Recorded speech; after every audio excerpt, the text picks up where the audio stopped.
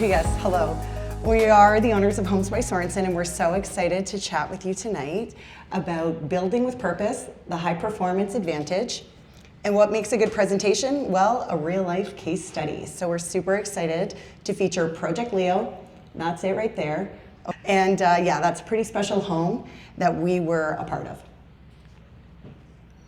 Perfect. So yeah, a little intro on us, a little intro on our clients, our dedication to high performance, and then some client case study facts and dollars and good info. So yes, I'm Heather. And I'm Axel. We're the owners of Homes by Sorensen. We're a small home building company here in Calgary. We specialize in high performance homes here.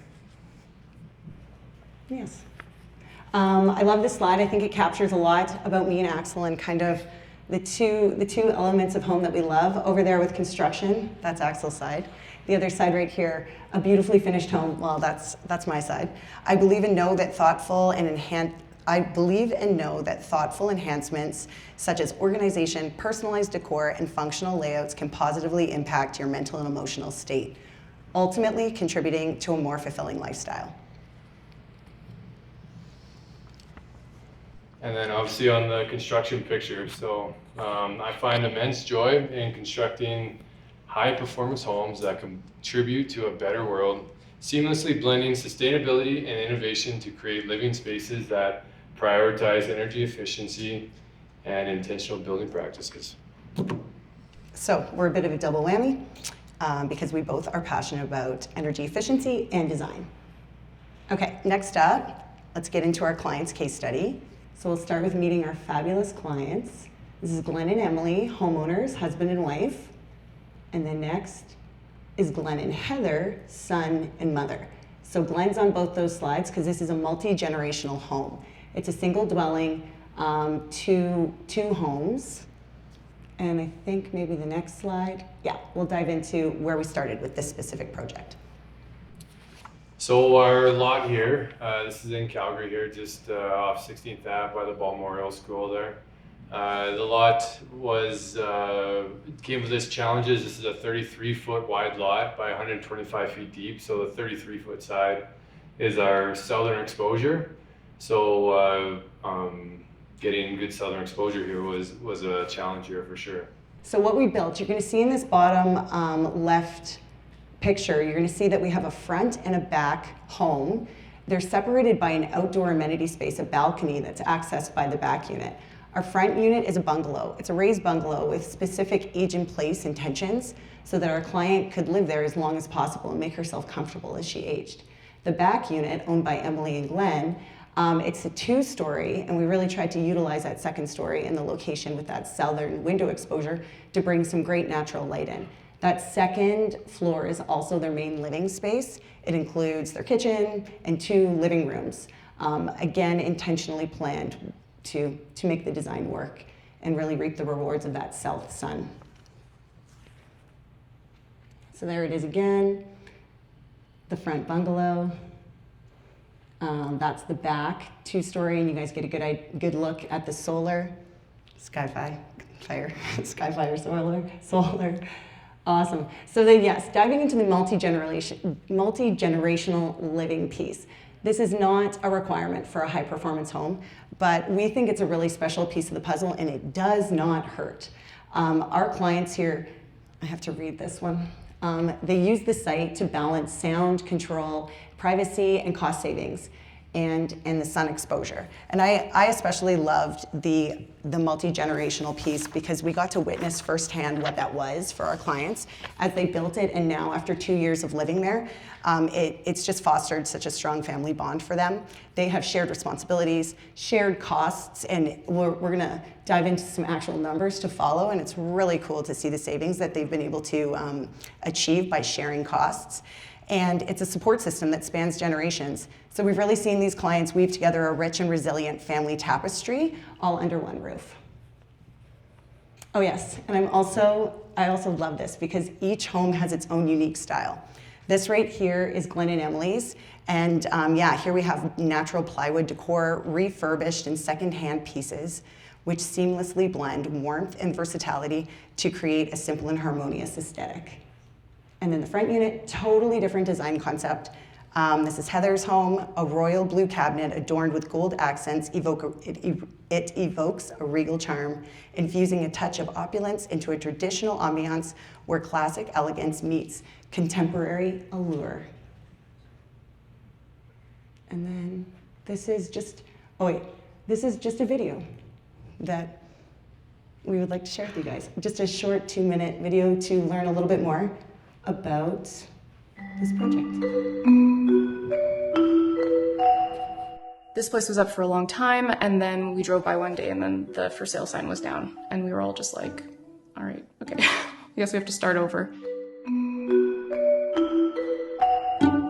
I don't know why, but I had a picture of the realtor's sign, and so like reached out to them and was like, are you interested? And I think it was pretty quick that we acquired the property after that, so it was good that we just took that risk, because I don't think there's any other property that we had looked at that would be this significant to us. One of the hardest parts was actually finding someone who wanted to do the project and who was qualified. And it was qualified, and we trusted to actually like come out with the product that we needed. Not many people were willing to take it on, and us assembling the team took probably 3 years.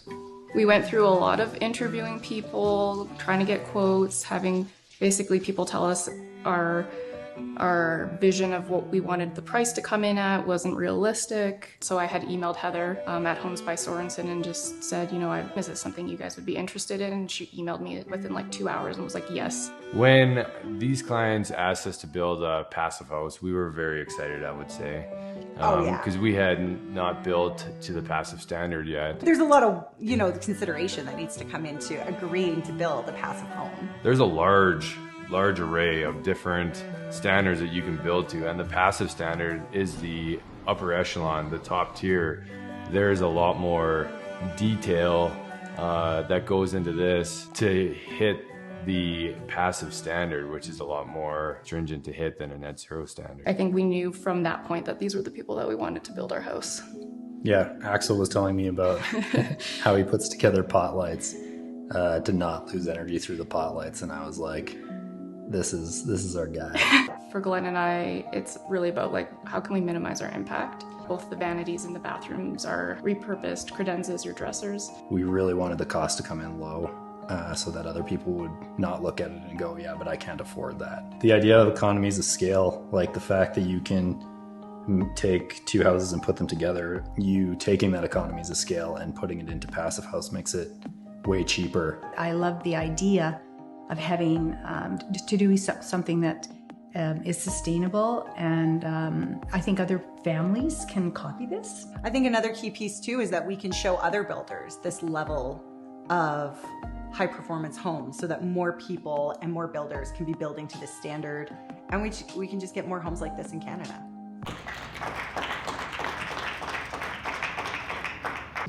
Yeah, so Homes by Sorensen, Heather and I, we our dedication to high performance homes definitely came down to a few points here. Next slide there.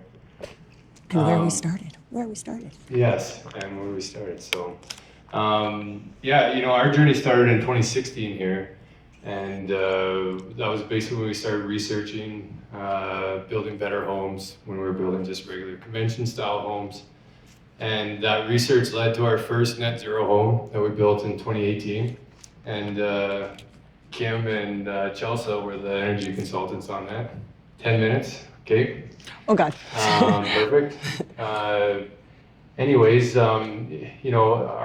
drive for that, was doing our part. That was a big part. But you know what, that's not gonna sell these homes, was doing our part, even though that was a big passion of ours. Future-proofing people's houses, that was a nice piece to sell to customers that we thought. Energy codes are going to be coming down the road here, and just selling an old regular 2x6 wall with an R20 bat wasn't going to be where everything was going here.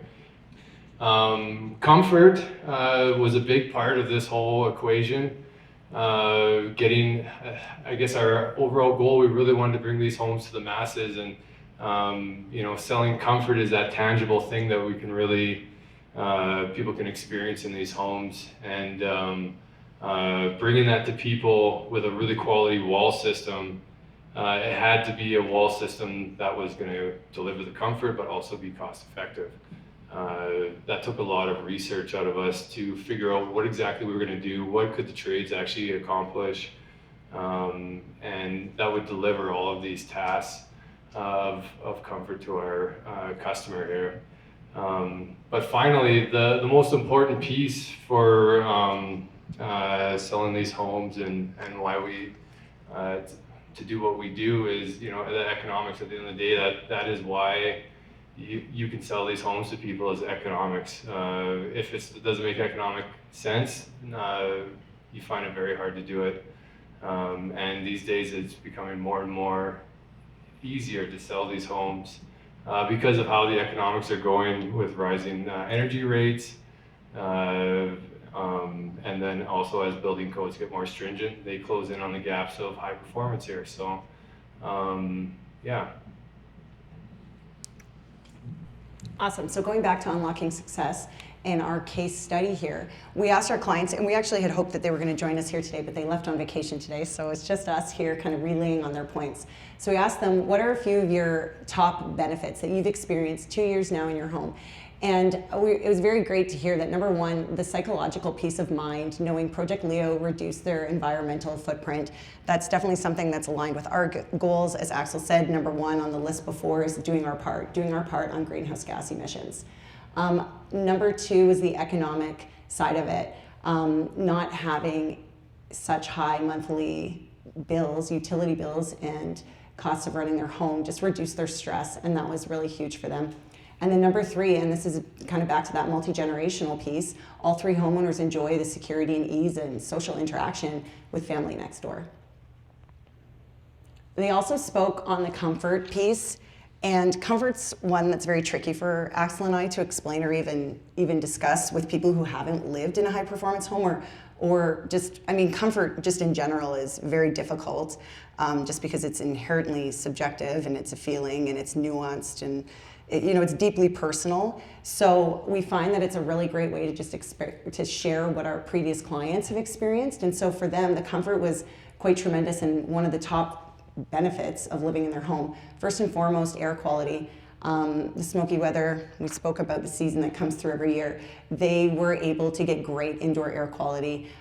They did use a $30 charcoal filter or something that was added, and they were able to maintain fantastic indoor air quality.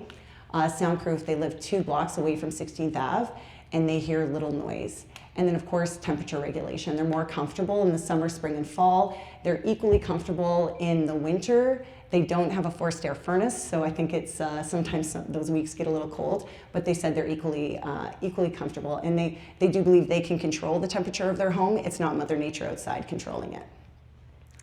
And then this just touches on why we're all here. One of the things that they said in their experience was they did have to put some money and time forward, and they do want to help others avoid the excess costs that come up with finding the right project team. And I do believe that that's something that we're all here to do, and we need to come together to foster the growth of high performance home construction, because there is a crucial need for increased collaboration and information sharing amongst builders and trades, promoting a collective knowledge exchange that advances sustainable practices.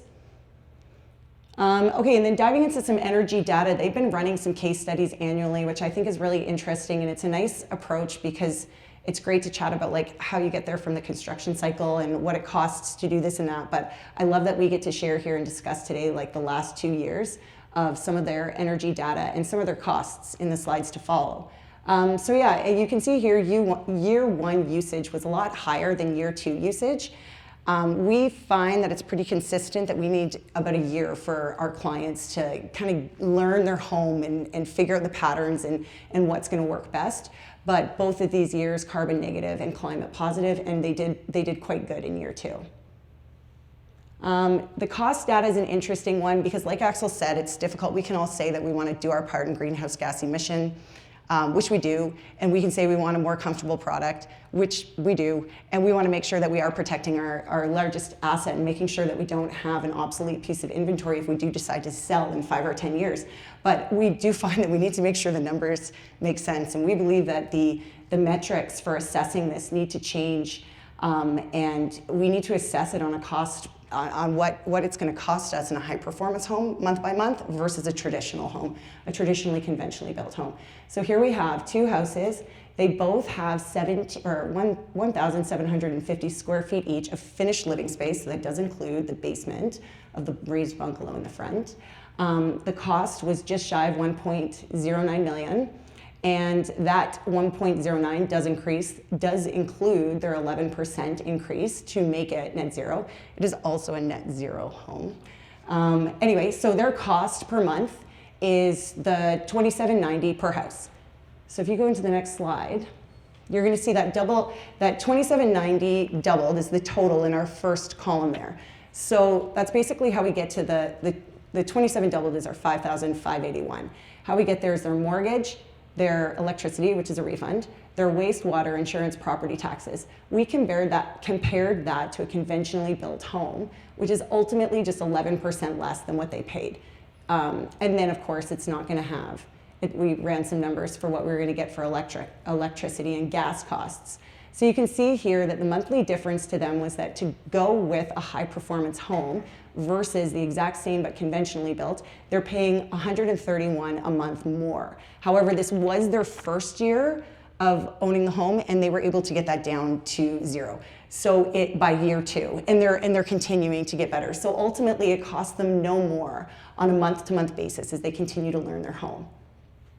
Next up, they were actually eligible for funding. So this is just a little bit of a chart to address that funding.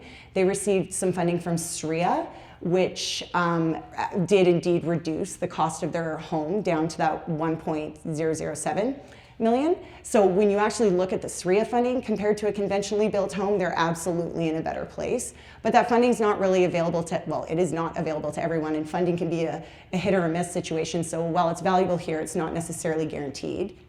Next slide. We ran another comparison with Project Leo as a high performance, no SRIA funding, against a standard conventionally built but non-multi-generational home. So there are some assumptions made in these numbers, but ultimately took the exact 2 homes, put them on 2 separate properties. And you can see here that the monthly difference is extremely substantial. If they had gone with a conventionally built, non-multi-generational home, they would have paid a lot more for their mortgage. That increase in the standard cost is savings from going down to conventional, but then adding on land for the second home. And no problem, I got 2 minutes on the clock, guys. Gotta go. So anyway, you can just see that there's just so much value when you start to look at it on a monthly basis and the actual cash out of pocket on a monthly basis, especially when you go multi-generational. So yeah, basically the key challenges are the upfront costs. At the end of the day, if you do want to get involved in a project like this, you are going to have to put more down on your mortgage, and you're likely going to have to put more down to get yourself acquainted with energy consultants, passive consultants, and really just be prepared to put some money up front from the get-go. Mortgage rates is another key challenge.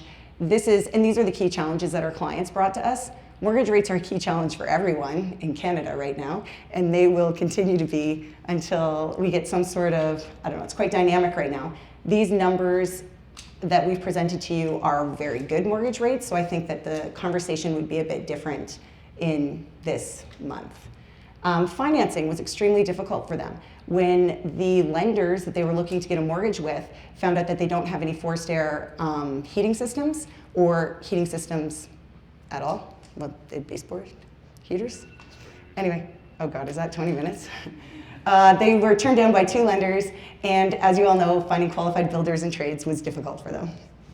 Key takeaways, this is from the customers there. So involve your builder and energy consultants right away. As builders, we fully agree with this. This is definitely the process. Do not go and get a set of plans drawn up and then go look for a builder. It's the opposite way.